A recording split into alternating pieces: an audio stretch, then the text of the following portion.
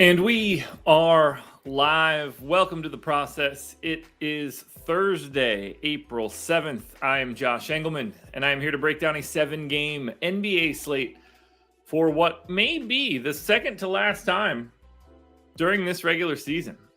Well, it's definitely the second to last time for the regular season. Whether or not this continues at all into the postseason, we shall see. But for now, we still have to get through today. Good morning to everybody that is here. I know we're starting to get down to the end of the rope. There's not a lot left. It's not fun slates. There's a lot of garbage out there. We're going to talk about it on this show. But before we do any of it, please hit that like button, subscribe to the channel, hit the notification bell so you know when everything goes live. And then follow me on Twitter at Josh Engleman. Whew, good to be home, back in business, back in my office. We got 7 games to talk about. 3 of which have spreads above 12, so that should be fun. You know, we'll keep an eye on the playoff standings and stuff, teams that have stuff to play for, etc. We'll keep our eyes on it, but otherwise, I don't have much to dive into. Nets picked up a big win last night. It was looking kind of dicey. Durant went big. Porzingis with a monster. Ish Wainwright with a monster. Whiteside obviously went truly insane. Hassan Whiteside had 44.7 FanDuel points in 17 minutes. That's nuts. That is truly, truly nuts. Oh, well, guys, I think it's about that time to just get started. What do y'all say? So,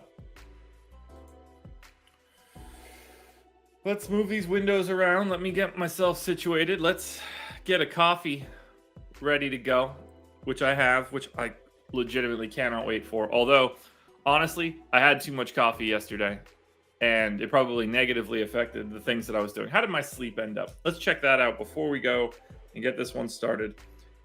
Was my sleep all right? Because, okay, yeah, it hasn't refreshed yet on my phone. The heart rate was lower than I was expected for the amount of caffeine I took in yesterday, but I think we'll be all right. Anyway, got my coffee. Hope you guys do as well. You got a coffee, tea, water, beer, whatever you got going on from a liquid perspective. If you got food, nuggets, pizza, Pop-Tarts. I'll go for a Pop-Tart right now. I wish they were here. Oatmeal, I feel like, would be delicious right now. So many carbohydrates. I don't think that'd be great for me, but gotta be good. Or smoke a J, guys. Whatever you gotta do. We're all gonna do it together. Cheers to you guys. Clink. Rise and grind. Bam. It's back. Let's get it started.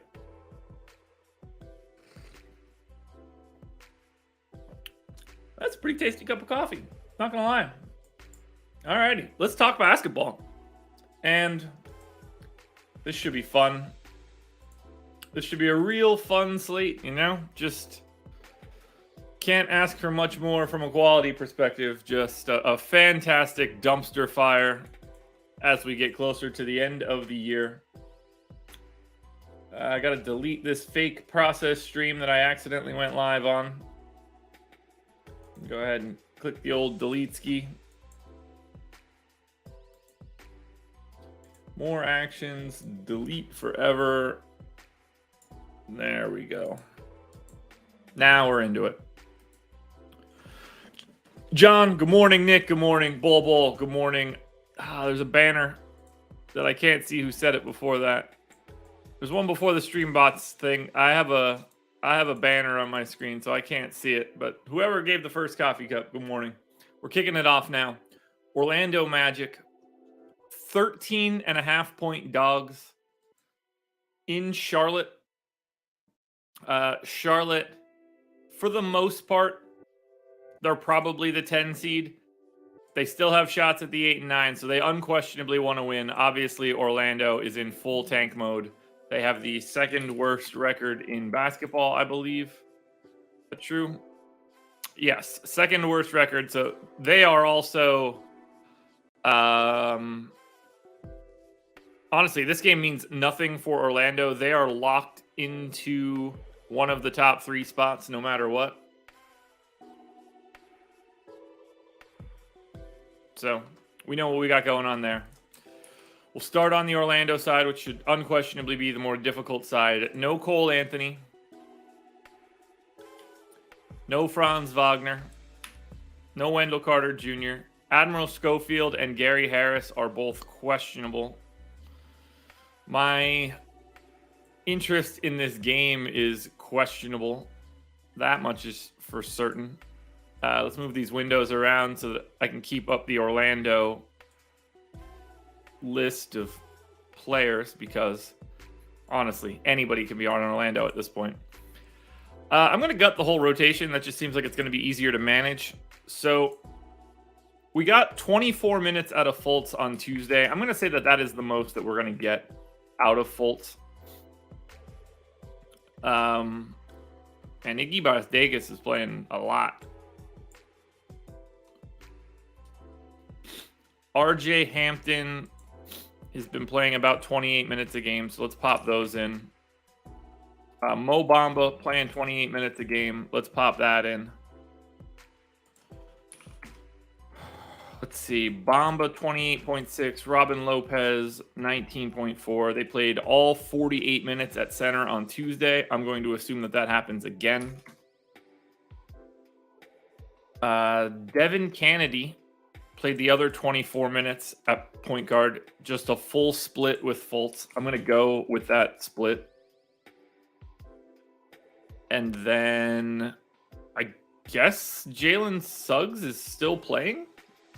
Suggs played 18 minutes in his return after missing just a wild amount of time, basically all of March. So I'm going to say that Suggs plays 20 minutes. I don't want to go too crazy there. We still have to get Chuma Okeke minutes. Okeke basically plays about 28 minutes, same as everybody else. So we're making the right progress.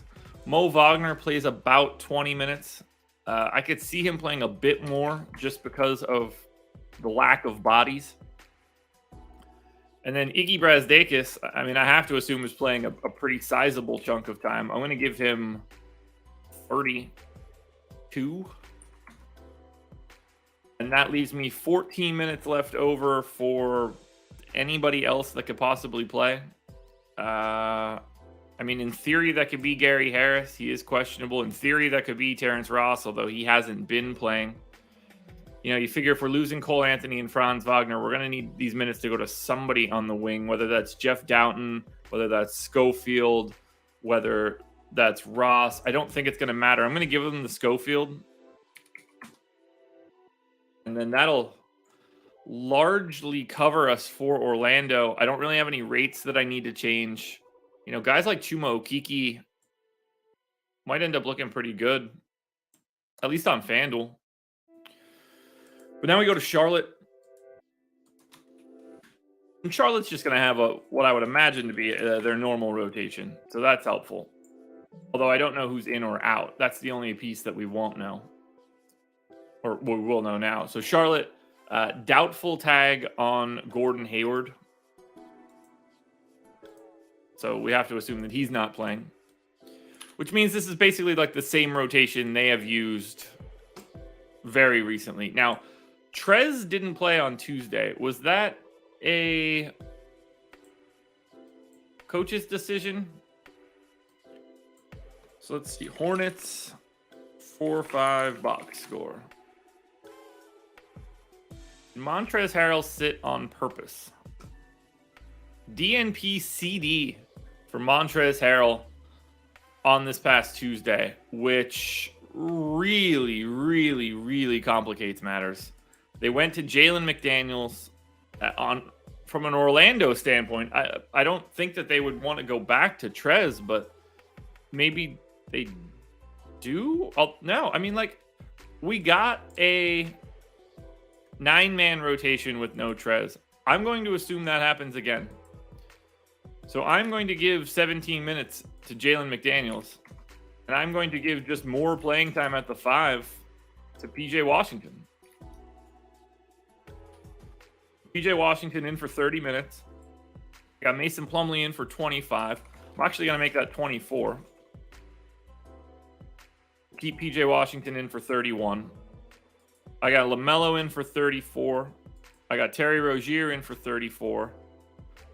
Backup run to Isaiah Thomas and Kelly Oubre isn't all that interesting. Backup run to Cody Martin. That's going to have to go up a little bit. I got 34 to Miles Bridges. That could probably be 35.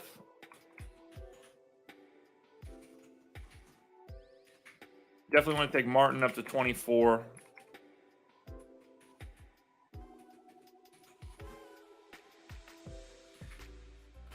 Yeah, Oubre in for like 18 or 20 seems about right. Those are the 9 guys. Why?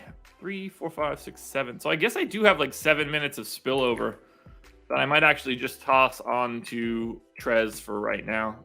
I don't think it's going to make a difference. Rates aren't going to change anything. So, I mean, Charlotte looks really good. Orlando's a pace up spot, which helps.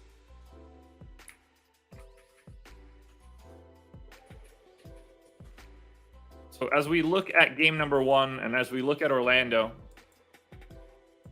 remember 3.5-point dogs here. Iggy Brazdeikis on DraftKings is 3,500. Like, he's not a great guy in terms of DFS scoring. 0.72 in my model, 0.61 over the last 30 days. But, you know, if he's going to play north of 30 minutes, that's a value mark that looks fine. Chuma Okeke on FanDuel, you know, probably looking better than he normally does. 4,100 there. Not a ton after that.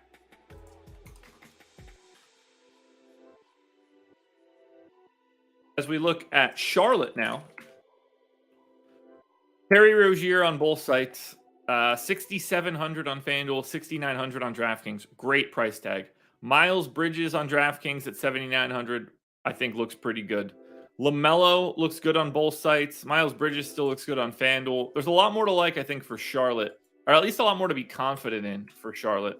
As we look at game number 1, we see Terry Rozier on the top of the list for both teams. But we'll look at this again when we get to game number 2, Boston and Milwaukee. Boston Celtics. Oh, by the way, shout out to Prize Picks for being the presenting sponsor here. You can either type in awesemo.com/prizepicks-promo, which you can see on the banner, or click on the link in the description of this video. Again, it's going to be the same link. You can get 1 free month of Awesemo Plus Platinum. You'll get a little bit of a deposit bonus on that first deposit at Prize Picks. We have a Prize Picks player prop tool. The alliteration is tough. Prize Picks player prop tool on awesemo.com that will completely change the way that you build out your cards on Prize Picks. I love the site. I love the mechanism of just looking at over-unders. It's a lot simpler to get to. You know, you can make the 10x your money if you hit a 5xer. So make sure that if you're signing up at Prize Picks, you use the link on this show. All right, Boston Celtics. Q-tag on Jaylen Brown, Q-tag on Jason Tatum, Q-tag on Sauce Castillo. Now, it's because these guys are on a back-to-back. We don't know if Horford is going to play this back-to-back. Let's see. Has he played back-to-backs recently? He's row 8. He played the most recent back-to-back, Sunday the 20th and Monday the 21st. He sat out both legs of the back-to-back on the 27th and 28th. But I'm going to assume that everybody we had yesterday is still in for Boston. So same rotation as yesterday for the Celtics. Although you can make a case that I need to bump up Daniel Tice's minutes to 28. And I think that's fine. Everybody else I'm okay with from a minutes perspective. I don't have to change any rates. That's just going to be Tice. Now on the Milwaukee side, and just for reference sake, Boston wide open for the 2 seed, 3 seed, 4 seed. Milwaukee wide open for 2, 3, 4 seed. So this is a lot of seeding, and basically, they don't have any idea who's going to be in the 7 or 8. As of right now, it looks like Brooklyn would likely be the 7, so there's probably a little bit of benefit for being in 3rd, but there's no way to know that right now, so we need to just look at Milwaukee. And for Milwaukee, Bucks will be without Grayson Allen. He is doubtful with some left hip soreness. Otherwise, everybody's available. This should be pretty easy to hash out. You know, George Hill plays about 18 minutes a game, so we can free up those minutes pretty simply. Pat Connaughton, I expect to play a little bit more with no Grayson Allen. Bobby Portis's minutes seem to be, you know, pretty easily distributed. I don't think we're going to see Serge Ibaka here.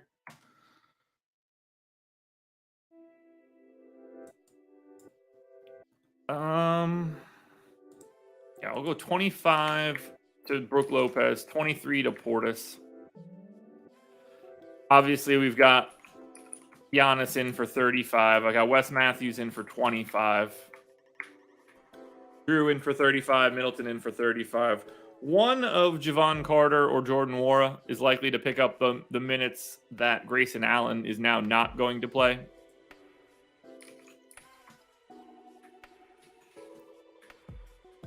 I'm guessing... They might actually split it, too.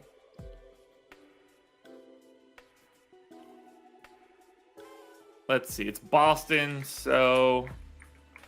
maybe they want a little bit more of Javon Carter from a defense standpoint. So I'll go 14 there, 6 there, and that'll call it. No other changes for Milwaukee. Grayson Allen doesn't dictate rates, so... game number 2. No, this is not a great fantasy game, but at least it should be competitive. William, congratulations on that second place in the 20 max. It's a tough tournament, man. All right, Boston just doesn't look very good. Jason Tatum's all right. Otherwise, no priorities from Boston. On the Milwaukee side, it's Giannis and basically nobody else. Giannis 11-2 on FanDuel, 12-1 on DraftKings. I mean, look at the way Milwaukee and Boston get added to this list. You get Giannis at the top, basically. You know, he's in that same tier. And then Jason Tatum on FanDuel is okay. Everybody else. Of the top 10 on FanDuel, 8 of them are in Orlando, Charlotte. Of the top 10 on DraftKings, 9 of them are from Orlando, Charlotte.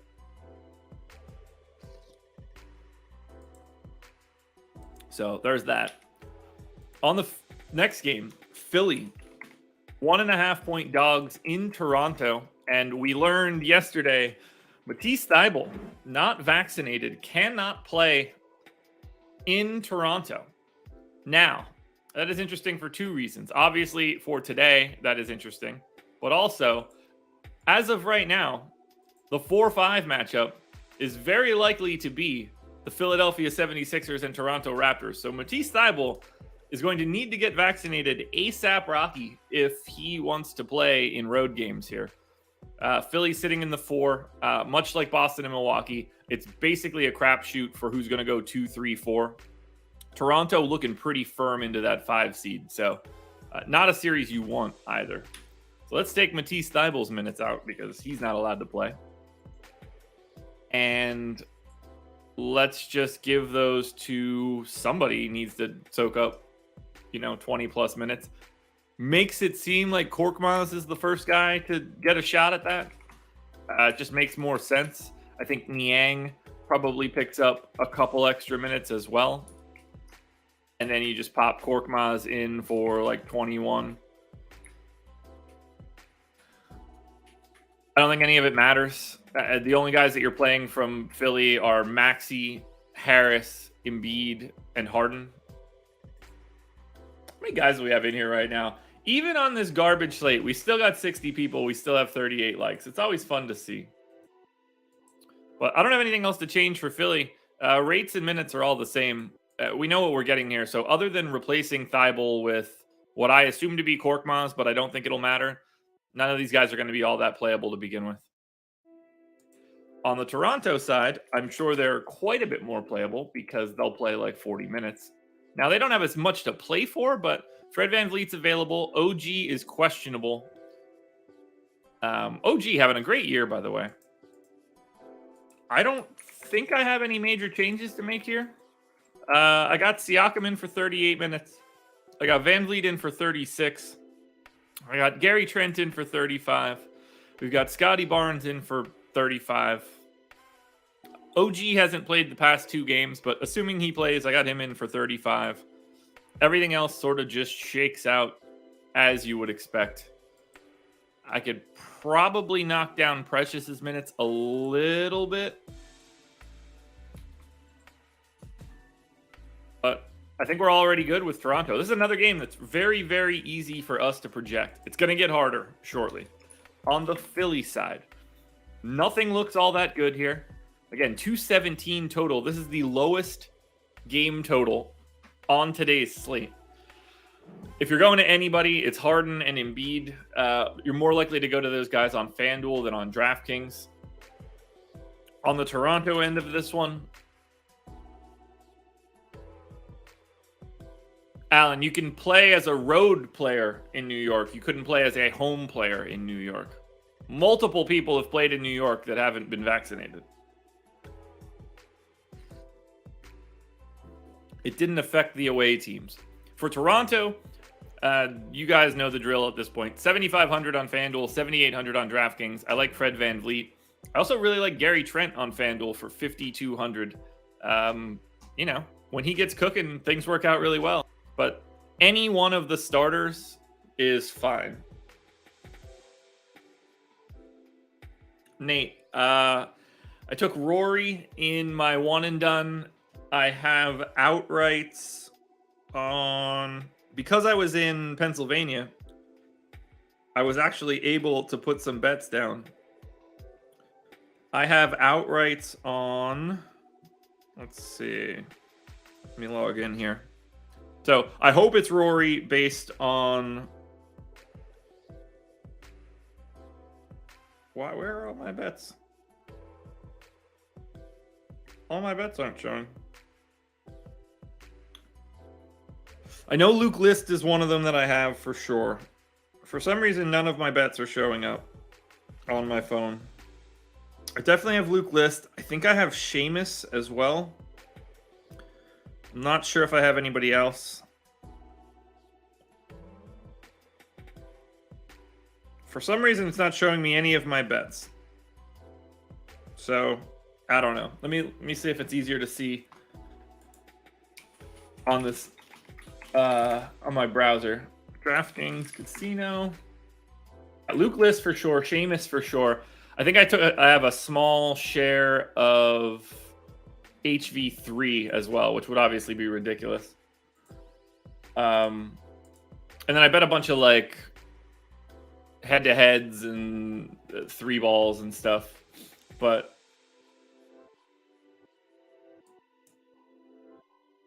well, I can't get into my DK, so not going to matter right now.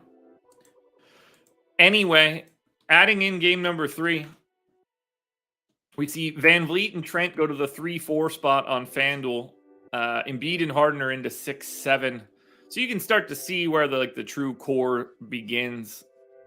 On DK, Van Vliet gets to 5th. We do round out the bottom of the top 10 with a lot of Toronto, but nothing too crazy here. And you can see that Embiid and Harden are pretty firmly behind Giannis in terms of pay-up options. So keep that in mind. It won't show if you're out of state? How's that possible? I understand that I can't make the bet when I'm out of state, but I can't even see it. I looked at it last night.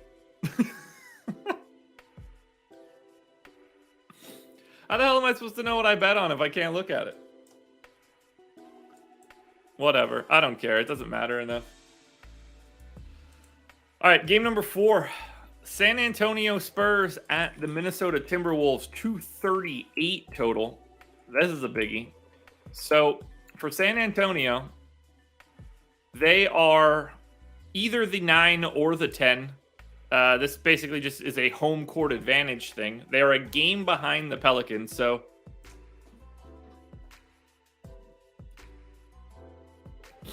you have to switch the slate. Bill, I don't know what that means. We're talking about betting on golf. There's no slate.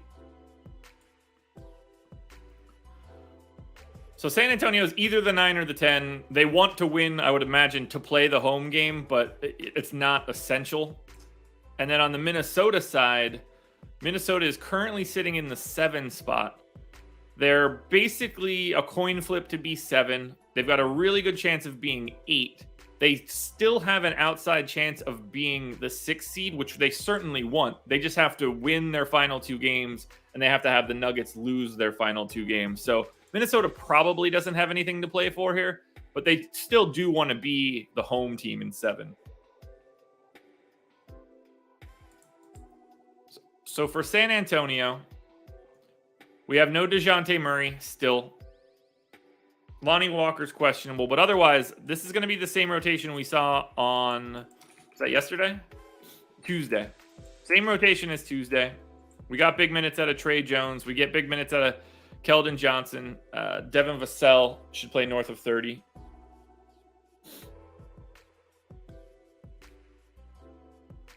Switch states. Well, let me look at it. None of that makes any sense to me. Well, I just got a pop-up of an error in the DK Sportsbook, so it's possible that this isn't just me. They're just having some sort of weird glitch right now. I don't think there's a state in the... Let's see. I'm not on any of this stuff. I'm not on a VPN. They basically just can't figure out where I am. Which makes sense. I was in Pennsylvania yesterday. I'm not today. Yeah, I can't even get logged into it. So I think it's actually more of a DraftKings issue than a me issue.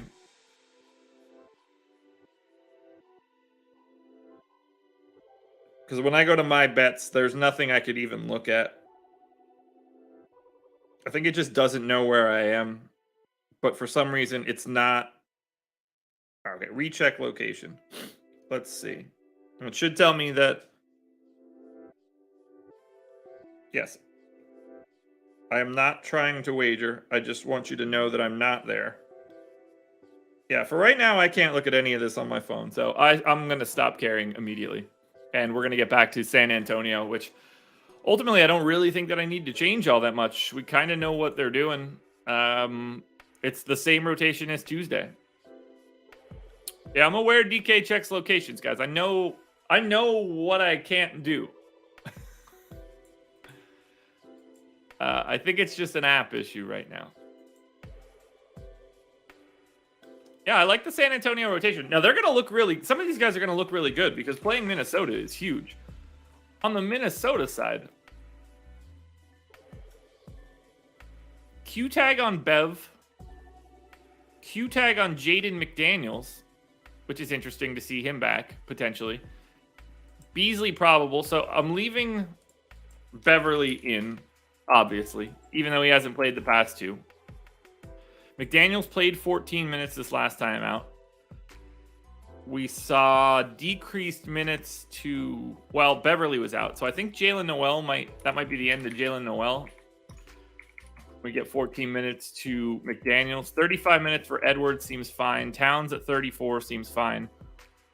Russell maybe should be 31. I know the day that I change that, it's going to get worse. Everything else seems fine.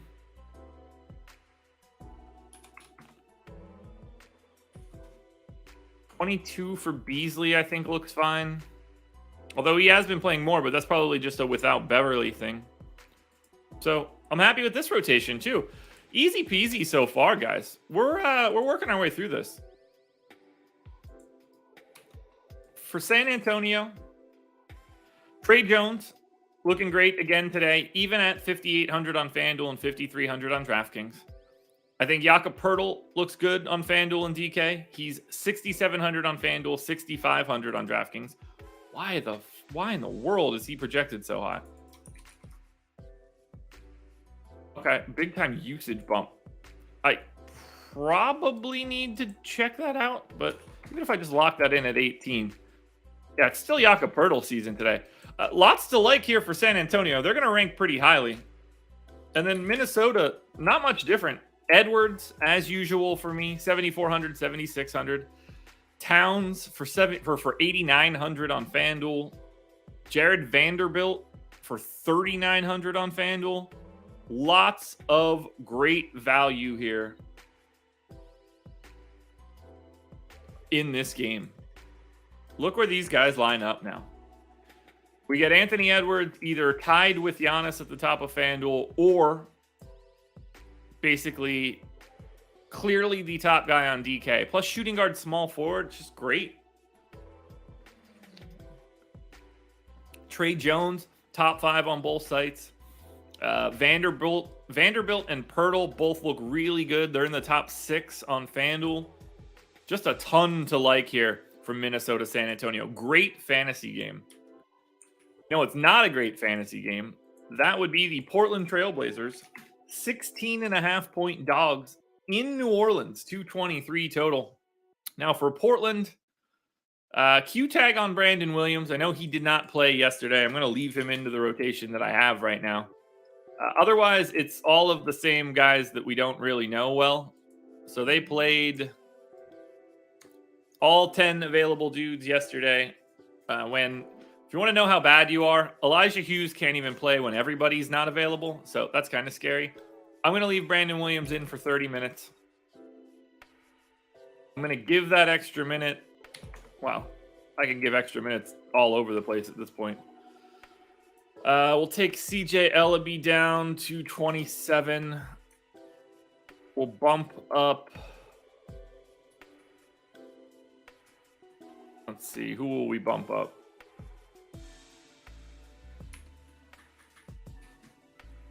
Not Blevins. Didi Luzada. But I don't have anything else to change here for Portland. We just have to wait on the Brandon Williams news because it's a back-to-back. Pels obviously want to get that seeding ahead of San Antonio. They're already a game ahead. So as long as they don't lose to this awful Portland team, they should be fine. What do we know for New Orleans for today? That would be a Q tag on Joval. Otherwise, everybody's available.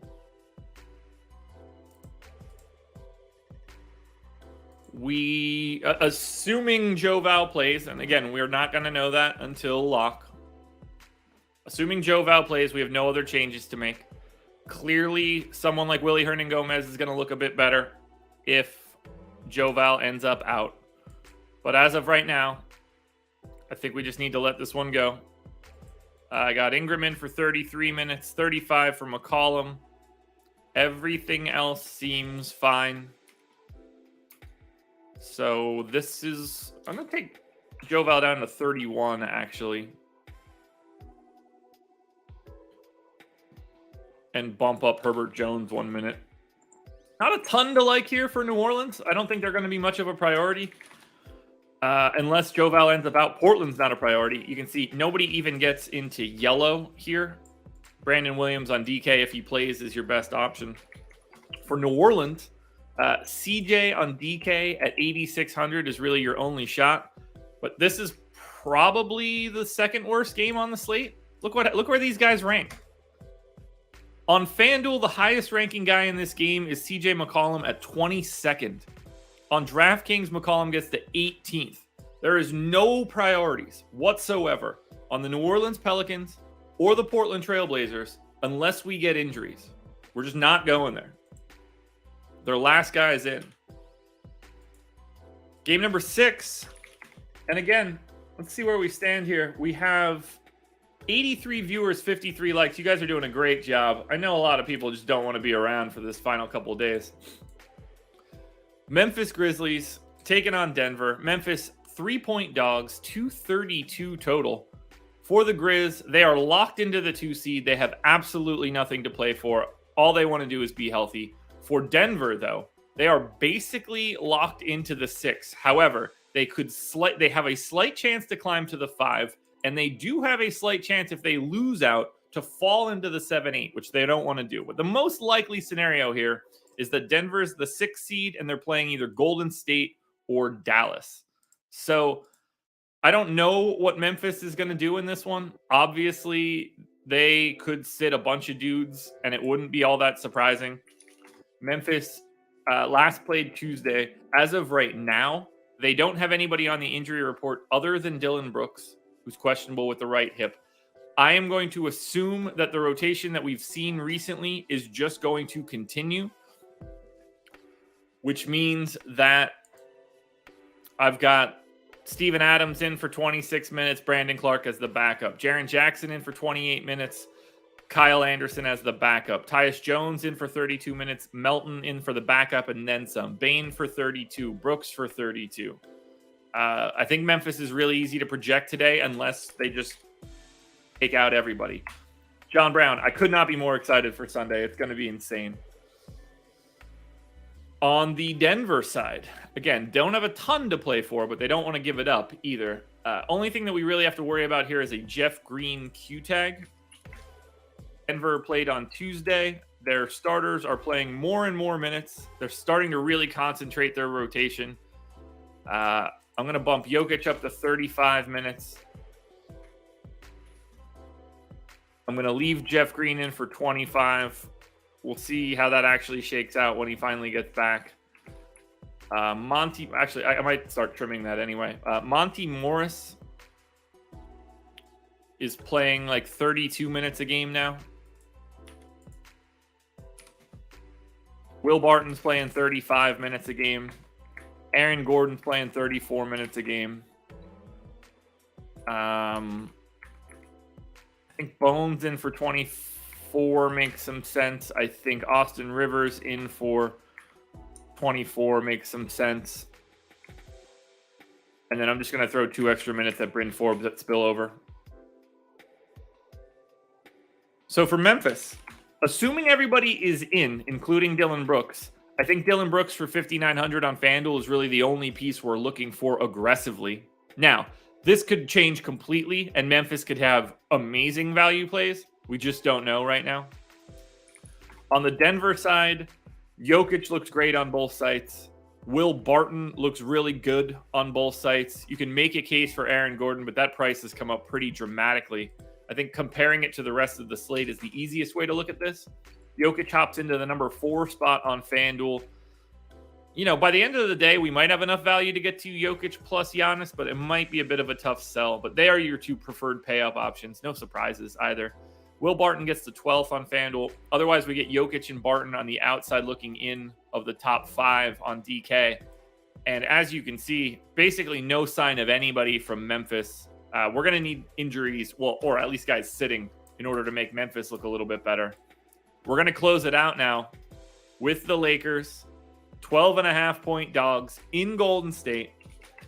Now, the Lakers have nothing to play for. They are fully out. Golden State is in a coin flip battle for the 3 seed / the 4 seed. So I'm guessing they would rather be in the 3, so they're going to want this one. I don't know the tiebreaker situation as of right now, but for the Lakers, I can't imagine Anthony Davis and LeBron James are playing today. I don't know why they would. Russ, LeBron, AD, all questionable for today. LeBron hasn't played the past 2. I'm not putting LeBron in.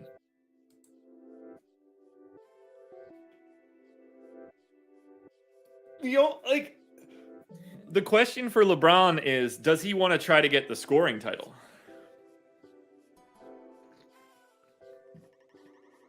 I assume no.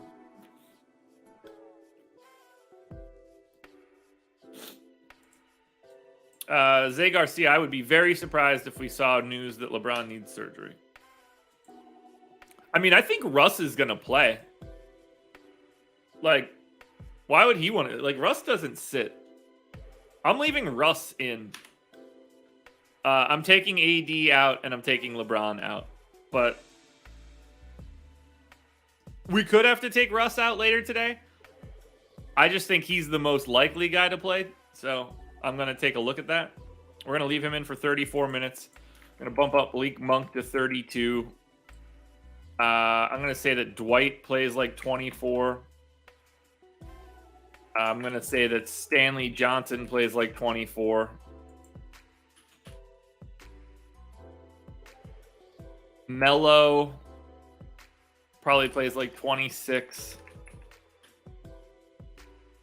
28 for Avery Bradley feels about right. 18 for DJ Augustine. I don't want to go too crazy on this just because I don't want it to change the way that we look at guys when we crunch, but I'm figuring Austin Reeves plays again. And THT probably plays again.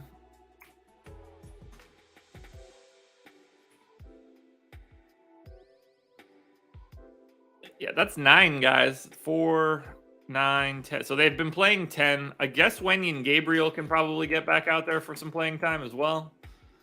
They don't have the best feel for the Lakers. We're going to need the news. But right now, the way that I have them projected, we're not really going to be getting anybody.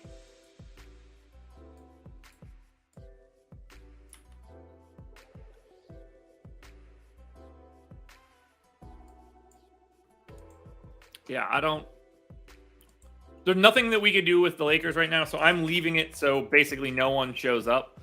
Now, on the Golden State side, like I said, they want to win.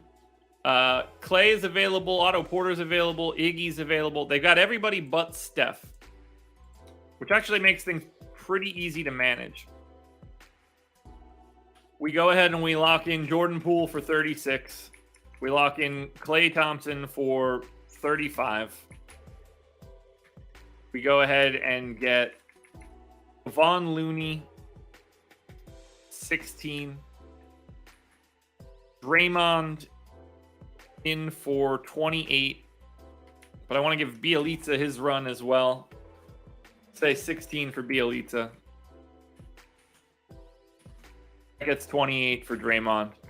We get Wiggy in for 33.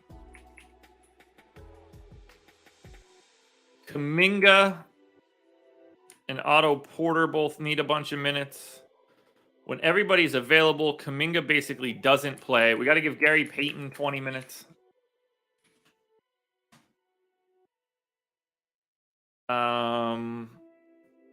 Otto Porter looks like he's going to play like 28 minutes. That leaves me 28 minutes. Iggy's going to play like 16. That leaves me 12. Those final 12 minutes go to who? We'll give them to Kuminga. And then I think I don't even have to change the rates. I think everything stays the same. So we're through the final game, guys. Like I said, Lakers, total question mark right now. They're not going to look good. They're not going to show up. We'll see where we end up with them later. Jordan Poole on DraftKings is 8,500. I think he looks good. Otto Porter on FanDuel is 4,400. I think he looks good. They both look good on opposite sites as well. Clay on FanDuel for 6,800, definitely worth a look. And as we add in the final game, we see Otto Porter get the 5th overall on FanDuel. We see Jordan Poole get the 6th overall on DraftKings. Don't really know how the rest of that's going to shake out, but that's where we stand for right now. Let's run some crunches, baby. And we went through this slate pretty quickly, but at the same time, there's not a lot of value in like dilly-dallying through some of this stuff when we know we're going to have wholesale changes by the time this day ends. So let's run the crunch on FanDuel. We'll see where we stand to start. But remember, we got strategy shows and deeper dives and live before locks today. They will all be very important. I'm on both today. Strategy show with Adam. Live before lock tonight with Greg. So FanDuel Optimal is the first one up. And for right now, that Optimal is 342.2. Terry Rozier, Trey Jones, CJ McCollum, Lonnie Walker, Giannis, Otto Porter, Chuma Okeke, Jared Vanderbilt, and Nikola Jokic. So you get the double Giannis Jokic pay up like I was thinking you would.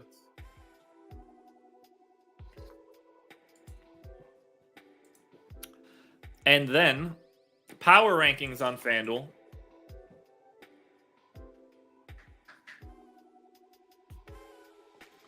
Looking like we're going to get Giannis at the top of the heap here. As of right now, it's Giannis by a mile as your number one play. We got a couple different options in the middle tier here. There we go. And done. So Giannis is at the top. Terry Rozier is second. And then we get this bunch of dudes still over 20. Edwards, Otto Porter, LaMelo, Jordan Poole, Fred VanVleet, Will Barton. A lot of guard options, a lot of multi-position eligibility there. Actually, we could draw a line in the sand at 19%. That's also Trey Jones, Miles Bridges, Jason Tatum. I think that's a pretty good line.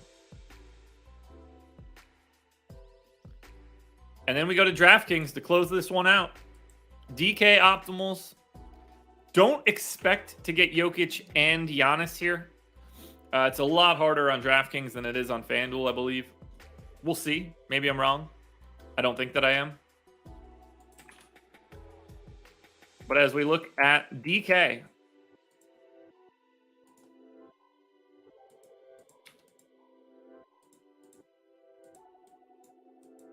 Justin Sports, what's the question?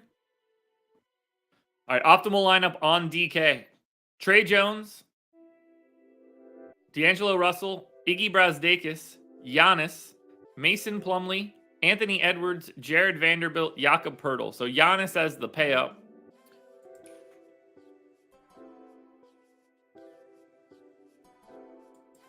And we'll run the power rankings.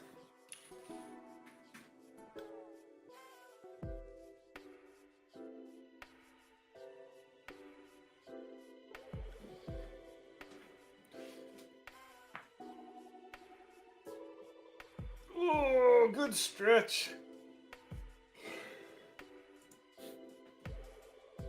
Looking like Iggy Brazdeikis is going to be your number one play on DraftKings for today. And that's going to change by the end of the day just because we're going to get more value. So the value of Iggy Brazdeikis at 3,500 will be less as we get closer to lock. But he, Terry Rozier, Anthony Edwards, and Jared Vanderbilt are all north of 20%. Trey Jones is close at 19%. And then just everybody above 15 would be Jordan Poole, Karl Anthony Towns, Pascal Siakam, Miles Bridges, Aaron Gordon. Guys, that'll do it. FanDuel and DraftKings crunches both finished. We've got NBA Strategy Show coming up at 10 o'clock. Myself and Adam will be working our way through all 7 of these games once again. Deeper dive and live before lock later tonight. Lock is at a normal time, right? Yeah, lock is normal at 6 o'clock. Me and Greg. You get Lofty and Adam at 5 p.m. for the deeper dive. It's going to be a good one. I appreciate having everybody here. We got to 87 viewers, 65 likes. I'll take that ratio, guys. I'm more than okay with that. So thank you guys for being here. Enjoy yourselves. Sign up at Prize Picks, awesemo.com/prizepicks-promo. And Justin Sports, by the way, MLB live before lock for like 2.5 hours today. So make sure you're checking it out. Peace, everybody. Peace. This was The Process.